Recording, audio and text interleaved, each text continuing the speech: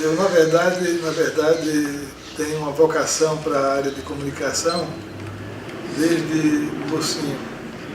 Eu ainda estudava no grupo escolar quando a minha professora de português me chamou e disse: você escreve muito bem, você tem jeito para escrever. Vou abrir um concurso aqui, você se inscreva com uma dissertação.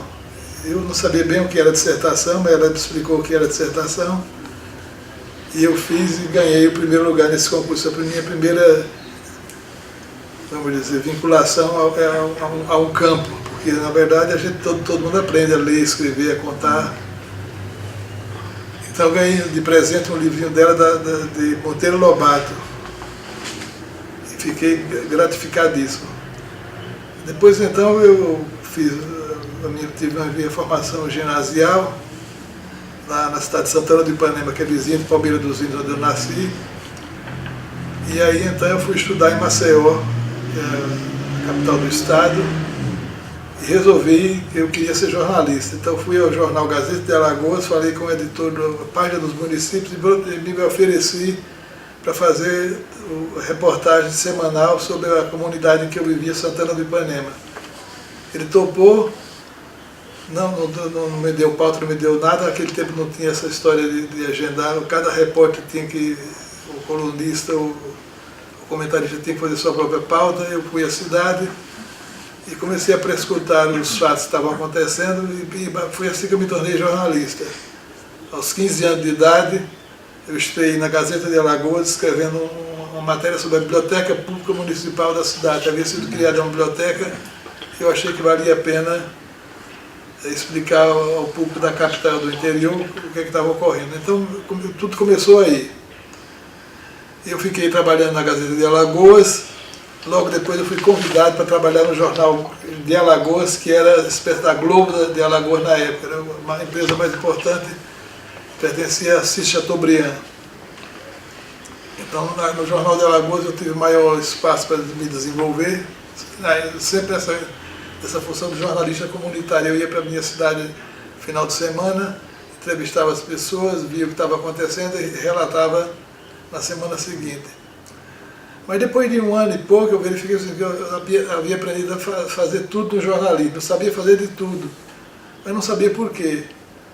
Aí me veio a ideia de eu vou estudar jornalismo. Então eu me mudei para Recife, que era na capital do estado. Não havia ainda curso de jornalismo na região. Eu então me matriculei na faculdade de Direito, fiz vestibular, passei. No mesmo dia que saiu o resultado da faculdade de Direito, eu li a notícia no Diário de Pernambuco que havia sido criado o curso de jornalismo na Universidade Católica lá em Recife. No mesmo dia fui lá, me inscrevi no vestibular. Na semana seguinte eu fiz o vestibular, passei. E aí então fiquei naquela dúvida se qual eu ia fazer, jornalismo ou Direito. Quando eu contei para meu pai, ele disse: você está louco? Você está arrumando encrenca. Eu pensei que fosse passar essa sua vontade de escrever nos jornais. É melhor você fazer Direito. Mas eu tinha paixão pelo jornalismo e resolvi então enfrentar as duas faculdades. Eu fiz Direito pela manhã e jornalismo à noite. Mas tinha um problema, que meu pai disse: eu não vou pagar a faculdade para você. Você está numa universidade pública, então eu tenho agora que educar os seus irmãos. Então eu resolvi procurar emprego. Naquela ocasião estava se criando no Nordeste um órgão federal de muita importância chamado SUDENE, Superintendência do Desenvolvimento do Nordeste, criado por o primeiro diretor foi Celso Furtado. Eu fiz um concurso, passei, só que naquela época já Celso Furtado tinha uma filosofia de que todo funcionário precisa ser treinado antes. Então nós tínhamos um estágio probatório de 1 ano, e nesse 1 ano eu fiz um curso, 6 meses, um curso de administração pública com a equipe da Fundação Getúlio Vargas. Aliás, interessante que eram os mesmos professores que davam aula lá em Recife, e de lá iam para Cuba treinar a equipe lá do Fidel Castro, que estava começando a reorganizar o Estado cubano. Então comecei a trabalhar na Sudene, então pagava a minha faculdade à noite, estudava de manhã na Faculdade Federal, comia da própria cantina da faculdade, e aí então tive uma vida de cão. 2 faculdades, mais emprego, e tendo que fazer tudo isso a pé, porque eu não tinha dinheiro para pagar ônibus, então fazia tudo a pé, o que era bom para manter a linha, né? Bom, então eu logo em seguida me envolvi na política estudantil. Eu me envolvi em política estudantil, eu terminei sendo guindado a trabalhar, nós elegemos o primeiro governador progressista do Brasil, foi Miguel Arraes, e nessa eleição, então, depois da eleição, então veio a composição do governo e eu fui convocado para o 2º escalão do governo Arraes. Eu fui chefiar o gabinete do secretário de Educação, Germano Coelho, que ele era meu professor na Faculdade de Direito, e me convidou para trabalhar com ele, e eu fui trabalhar com ele. E naquele momento nós estávamos implantando lá o programa de alfabetização de adultos. Então eu tive a oportunidade de trabalhar também com Paulo Freire, que era dessa equipe. Paulo Freire era um dos fundadores do Movimento de Cultura Popular. Mas em seguida veio o golpe de Estado, eu vou abreviar um pouquinho, porque senão eu fico contando os detalhes. Veio o golpe de 64, que a gente nunca esperava que acontecesse, porque o entusiasmo popular era tão grande que nós imaginávamos que o povo fosse barrar qualquer tentativa de golpe, mas não houve jeito. Então fui preso, evidentemente, por todos os membros do governo Arraes. Depois então me soltaram, voltei a trabalhar, mas aí resolvi fazer pós-graduação. Também candidatei a uma bolsa de pós-graduação em jornalismo aqui da América Latina. A Unesco mantinha um centro de estudos aqui no Quito, no Equador, Centro Internacional de Estudos Superiores de Jornalismo para a América Latina. Vim fazer o curso e fui um dos poucos a fazer a tese final, que correspondia naquele tempo à tese de mestrado. Terminada essa etapa, então eu resolvi sair do Nordeste. Vi que não tinha condições de continuar no Nordeste, porque a situação de opressão era muito grande, perseguição à esquerda era muito forte lá. Mas concomitantemente, eu cheguei em São Paulo em julho de 1966. E abrindo as páginas do Jornal da Tarde, eu vi que havia uma notícia, foi criada uma escola de comunicações na Universidade de São Paulo. Eu li essa matéria, vim aqui no campo dessa universidade para tomar informação, disseram, não é aqui que funciona não. Você vai ter que ir no Instituto de Cultura Hispânica, porque o diretor é um espanhol, que é catedrático de literatura espanhola, ele dá expediente lá no Instituto de Cultura Hispânica. Então eu fui, me entrevistei com o professor Júlio Garcia Morejon, que é o primeiro diretor da ECA. Ele ficou impressionado com o meu currículo, eu já tinha publicado alguma coisa. A primeira pessoa que tem formação acadêmica que aparece aqui se apresentando. Mas o senhor vai ter que fazer concurso. O concurso vai ser aberto no fim do ano.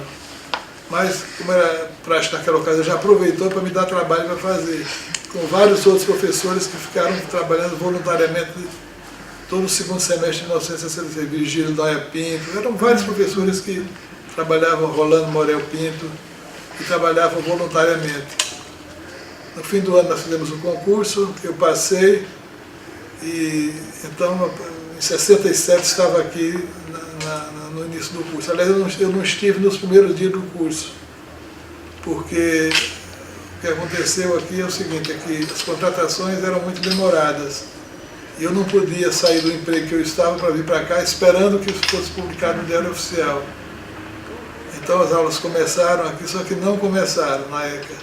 67, mais de 67, os estudantes da ECA entram em greve. Então tem uma tradição aqui de rebeldia que vem dessa ocasião. Havia sido aberto um vestibular para a escola, e o vestibular, naquela ocasião, tinha os aprovados e os excedentes.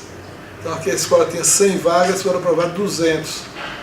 Então os 100 excedentes começaram a fazer uma campanha para conseguir vaga para eles também. Então os estudantes resolveram apoiar a reivindicação dos seus colegas e entraram em greve. Então as aulas aqui só foram começar em maio. Então em maio nós começamos as aulas e desde então eu estou aqui na ECA, em 1967, 66, 67. Essa equipe inicial era uma equipe muito forte, muito unida, Lupe Coutrin, Rolando Morel Pinto, André Cassiel Madri, Rudá de Andrade, Alfredo Mesquita, Canto Teobaldo de Souza Andrade, e uma figura cativante, que era a Dona Maria Luísa Monteiro da Cunha, que era diretora da Biblioteca Central. Parecia uma lady inglesa, ela vinha aqui com aquele chapeuzinho tipo da Lady Di, e tomava o seu chá às 5 horas da tarde, era um luxo. Então esse foi o início da ECA. Então, nós iniciamos aqui a escola de modo um pouco improvisado, porque não havia espaço para a ECA. Então emprestaram algumas salas da reitoria velha, e então nós começamos as aulas lá no auditório que era chamado Aquário. Por quê? Porque é o seguinte, era um antigo almoxarifado da USP, improvisaram e era cheio de vidros, tinha vidro de um lado, vidro do outro, os alunos ficavam como se estivessem num aquário, no Big Brother, todo mundo olhando o que acontecia. Aliás, os alunos da ECA sempre foram muito irônicos, muito caracterizados por muito bom humor. No ano seguinte, então, começou a nova turma, só que a nova turma foi começar num barracão que foi emprestado aqui, chamado Pavilhão B9. Ali instalaram os departamentos e nós tínhamos as aulas durante as primeiras horas, de 8 às 10 era lá no aquário e de 10 às 11 era na piscina, porque esse prédio foi feito para ser uma estribaria da Faculdade de Medicina Veterinária. E tinha um local lá onde os animais deveriam comer e adaptaram aquilo ali, era um buraco, adaptaram ali com cadeiras de lado, e o professor ficava no centro, do outro lado, os alunos diziam que aquilo ali era uma piscina. Então, sempre com essas pitadas de humor. Então, foi um período muito interessante, apesar de muito tumultuado, porque o golpe de 64 realmente cortou as condições de liberdade de imprensa no Brasil. Em 68, por exemplo, nós tivemos aqui uma comoção. As aulas já tinham começado atrasado em 67, já começou em 68 com o movimento de maio, terminou eclodindo com maio de 68 na França, mas o movimento estudantil já estava em desenvolvimento no mundo inteiro. Então, nesse ano, nós resolvemos aceitar uma proposta da Unesco para sediar um primeiro evento internacional da SFC. A escola chamava-se Escola de Comunicações Culturais. Então trouxemos aqui personalidades do mundo intelectual, Roberto Rossellini, Glauber Rocha, Edgar Morin, e vários outros pesquisadores e profissionais. Só que essa turma, ao chegar ao pavilhão B9, enquanto o pavilhão B9 trancado, os alunos disseram, o prédio está ocupado e não vai haver atividades aqui. E os representantes do Itamaraty ficaram chateados, e havia um funcionário que era amigo de Lupe Coutrin, então ele apelou para Lupe então foi dialogar com os alunos e convenceu os alunos, era muito querida pelos alunos, e convenceu os alunos a abrir as portas, não para ver aula, mas para ver uma atividade extracurricular.